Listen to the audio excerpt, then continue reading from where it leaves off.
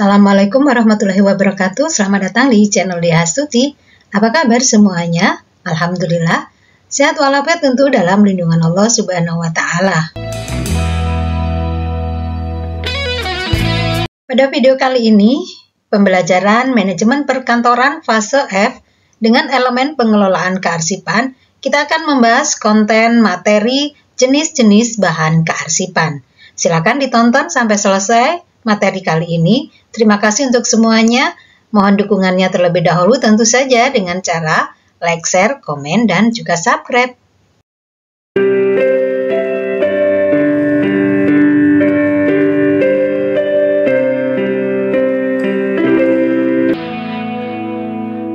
Kita awali dengan pengertian bahan kearsipan.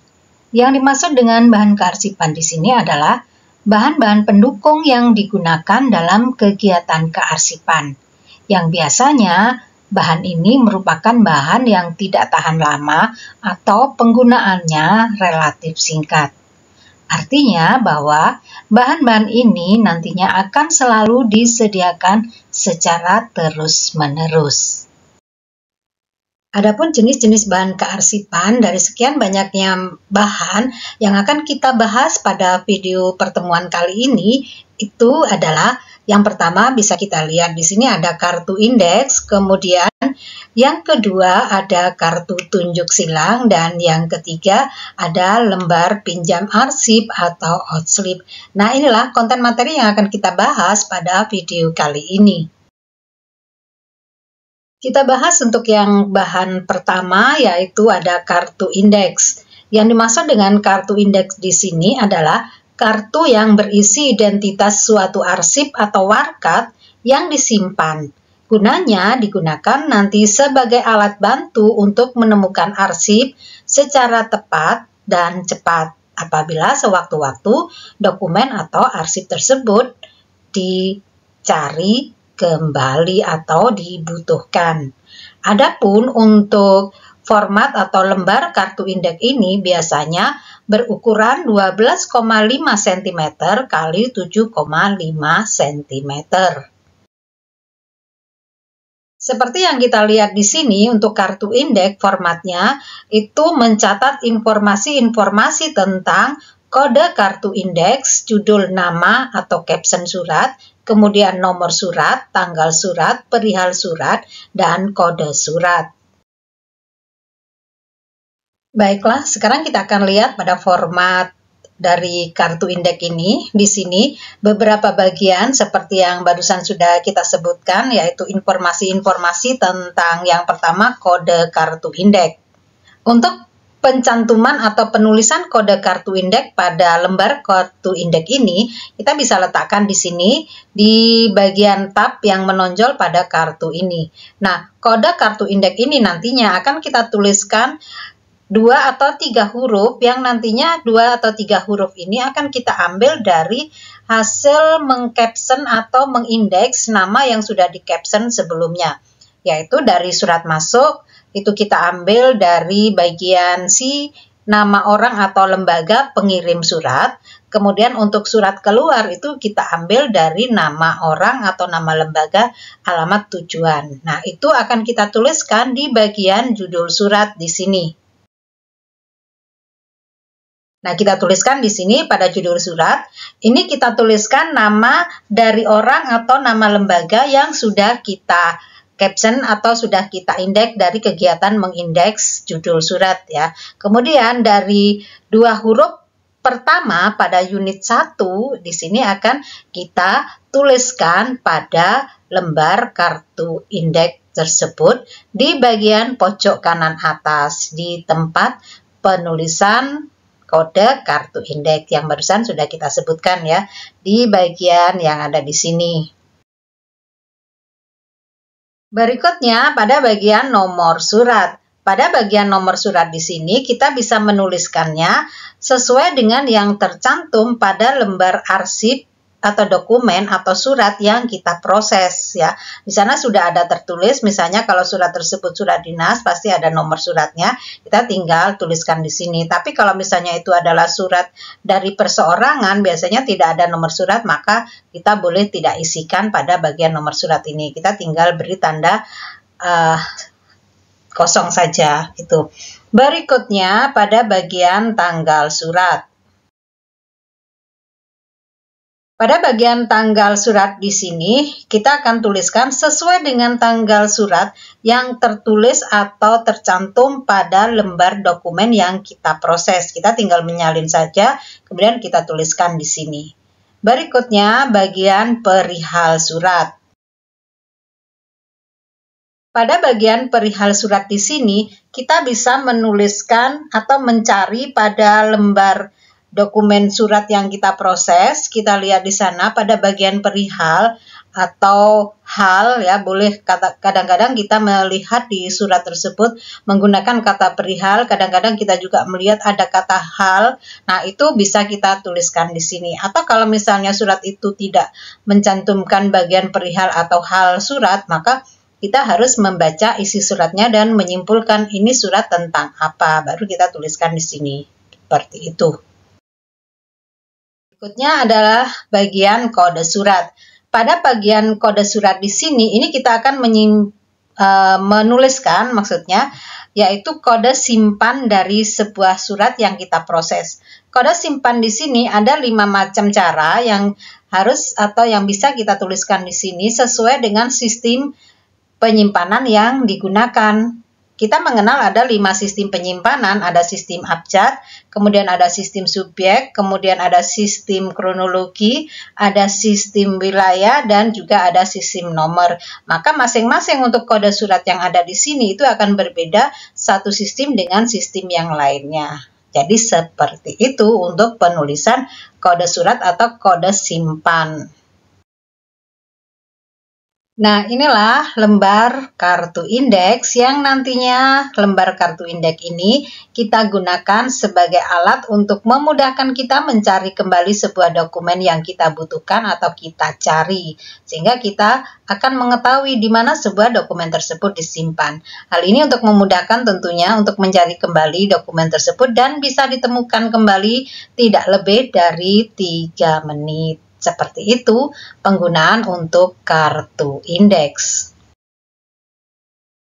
Berikutnya kita akan lanjut dengan bahan yang kedua, yaitu kartu tunjuk silang. Salah satu cara yang dapat digunakan untuk membantu menemukan arsip selain menggunakan kartu indeks tadi, kita bisa juga menggunakan kartu tunjuk silang seperti yang saya contohkan di sini ya, ada lembar kartu tunjuk silang. Yang dimaksud dengan kartu tunjuk silang di sini adalah suatu petunjuk yang terdapat pada tempat penyimpanan yang berfungsi untuk menunjukkan tempat atau map dari suatu dokumen atau arsip yang dicari pada tempat yang ditunjukkan. Kartu tunjuk silang ini biasanya dibuat dengan ukuran 12,5 cm kali 7,5 cm. Tidak semua arsip dibuatkan kartu tunjuk silangnya ini, tetapi hanya arsip tertentu saja yang memang benar-benar perlu dibuatkan kartu tunjuk silangnya. Adapun kriteria dari sebuah arsip yang mungkin perlu dibuatkan kartu tunjuk silangnya ini diantaranya adalah misalnya sebuah dokumen atau sebuah surat atau sebuah arsip itu mempunyai lebih dari satu judul atau caption atau nama. Misalnya ada nama yaitu Abdur Rahman Wahid. Nah, nama ini biasanya juga sering dipanggil dengan nama Gus Dur. Kedua nama tersebut sama-sama populer ya. Jadi kedua nama ini baik itu Abdur Rahman Wahid ataupun nama Gus Dur itu sama-sama populernya. Maka dari itu dapatlah kita buatkan kartu tunjuk silangnya. Kemudian kriteria yang kedua dari sebuah arsip yang perlu dibuatkan kartu tunjuk silang ini, yaitu bila sebuah surat atau arsip yang disimpan pada laci filing kabinet misalnya, itu mempunyai lampiran dokumen lain yang ukurannya besar dan tidak memungkinkan untuk disimpan pada laci filing kabinet atau pada tempat penyimpanan dokumen. Misalnya seperti peta, gambar, dan lain-lain yang ukurannya lebih besar, maka hal demikian itu akan dapat kita buatkan kartu tunjuk silangnya. Nah, inilah kriteria yang bisa kita buatkan kartu tunjuk silang untuk dokumen-dokumen yang kita simpan. Jadi tidak semua dokumen kita buatkan kartu tunjuk silangnya. Baiklah, sekarang kita akan coba contohkan bagaimana cara untuk mengisi yang dimaksud dengan kartu tunjuk silang di sini. Untuk beberapa bagian mungkin tidak perlu kita jelaskan karena ini untuk pengisiannya, informasi-informasi yang ada di dalamnya, itu kita menyalin keseluruhannya dari lembar dokumen atau surat yang akan kita simpan atau kita arsipkan. Yang fokus kita masuk pada bagian di baris pertama, di sini ada kata indeks dan ada kata kode maksudnya. Kemudian di baris bawah, di sini ada kata lihat berkas, kemudian bagian-bagiannya sama dengan yang di atas barusan, indeks, kode, tanggal, dan nomor. Nah, ini kita akan coba masukkan. Misalnya tadi ada contoh nama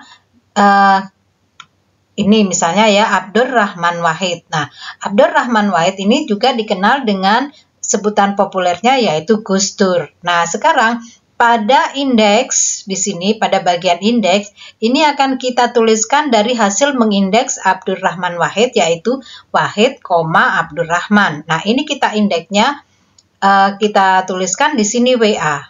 Nah, kemudian untuk kode simpannya atau kode surat yang ada di sini ya, ini kita akan tuliskan, misalnya kita menggunakan sistem abjad, maka biasanya akan sama dengan yang ada di kode indeksnya. Kita buat sama, misalnya ya ini sebagai contoh saja, contoh. Nah, ini kita tuliskan WA. Kemudian pada bagian bawah ada kata lihat berkas. Nah, ini untuk indeks, ini masih sama pakai WA. Kemudian untuk kodenya ini boleh kita ganti dari WA tadi dengan menggunakan yang sebutan populer tadi Gus Dur, yaitu kita indeks juga menjadi DU dari Gus Dur, Dur, Gus. Jadi dari sini kita ambil kodenya, sehingga ini artinya bahwa dokumen ini kita simpan di laci WA, di belakang guide WA, dan juga kita simpan di belakang guide DU, misalnya seperti itu. Nah, ini yang dimaksudkan dengan kartu tunjuk silang. Artinya bahwa dokumen ini disimpan di dua tempat yang berbeda. Seperti itu untuk kopiannya misalnya dan lain sebagainya. Selanjutnya, kartu tunjuk silang ini bisa kita simpan. Adapun untuk penyimpanan kartu tunjuk silang dapat dilakukan dengan dua cara, yaitu cara yang pertama, apabila kartu tunjuk silang ini jumlahnya banyak, maka kartu tunjuk silang ini disimpan dengan menggunakan tempat tersendiri seperti kotak, ya, dan kemudian disusun secara alfabetis. Nah, contohnya misalnya di sini tadi sudah kita buat Abdurrahman Wahid, kode indeksnya WA. Kemudian berikutnya misalnya ada kartu tunjuk silang lagi, ini bisa kita letakkan, misalnya ini kodenya BU, ini kita letakkan di paling depan lagi. Kemudian ada misalnya S, misalnya ini kartu tunjuk silangnya. Jadi kita urutkan secara alfabetis, mulai dari A paling depan dan Z paling belakang. Kemudian untuk cara yang kedua, jika kartu tunjuk silangnya ini sedikit, maka kartu tunjuk silang ini akan disimpan di bagian paling belakang pada laci filing kabinet, yaitu di belakang guide PS atau petunjuk silang. Nah, inilah kartu tunjuk silang. Kita sudah membahas tentang bahan kearsipan berupa kartu tunjuk silang. Dan selanjutnya kita akan membahas tentang lembar pinjam arsip atau outslip. Yang dimaksud dengan lembar pinjam arsip atau outslip adalah lembaran atau formulir yang digunakan untuk mencatat setiap peminjaman arsip. Lembar pinjam arsip ini biasanya digunakan sebagai bahan bukti adanya peminjaman arsip, kemudian bisa juga digunakan sebagai ingatan untuk mengetahui siapa dan kapan batas waktu pengembalian arsip yang dipinjam. Kemudian yang ketiga, kegunakannya adalah sebagai tanda bahwa arsip yang dimaksud sedang dipinjam. Kemudian yang keempat, mencegah terjadinya kehilangan arsip karena peminjaman yang tidak dikembalikan. Dan yang kelima, lembar pinjam arsip atau outslip ini kegunaannya sebagai dasar untuk melakukan penilaian suatu arsip. Lembar pinjam arsip ini dibuat rangkap 3 seperti yang bisa kita lihat pada skema atau pada gambar di sini, yaitu di mana pada lembar pertama ini biasanya digunakan untuk ditempatkan pada tempat penyimpanan arsip yang dipinjam, artinya sebagai tanda bahwa arsip tersebut sedang dipinjam. Kemudian untuk lembar yang kedua ini untuk peminjam arsip sebagai bukti peminjaman. Dan yang ketiga atau lembar ketiga ini untuk petugas arsip atau arsiparis yang selanjutnya ini akan disimpan pada tickler file sebagai bahan ingatan. Nah, inilah lembar pinjam arsip atau outslip. Nah, inilah jenis-jenis bahan kearsipan yang bisa kita gunakan pada kegiatan kearsipan. Semoga dipahami pembahasan untuk materi pada konten kali ini. Dan sampai di sini materi pembahasan kita kali ini mengenai bahan-bahan untuk penyimpanan dokumen atau kearsipan. Pada mata pelajaran Manajemen Perkantoran Fase F dengan elemen pengelolaan kearsipan. Dengan konten tentunya tadi sudah kita bahas yaitu jenis-jenis bahan kearsipan. Terima kasih untuk semuanya sudah nonton sampai selesai. Terima kasih untuk dukungannya, like, share, dan juga subscribe. Semoga bermanfaat. Sampai jumpa. Wassalamualaikum warahmatullahi wabarakatuh.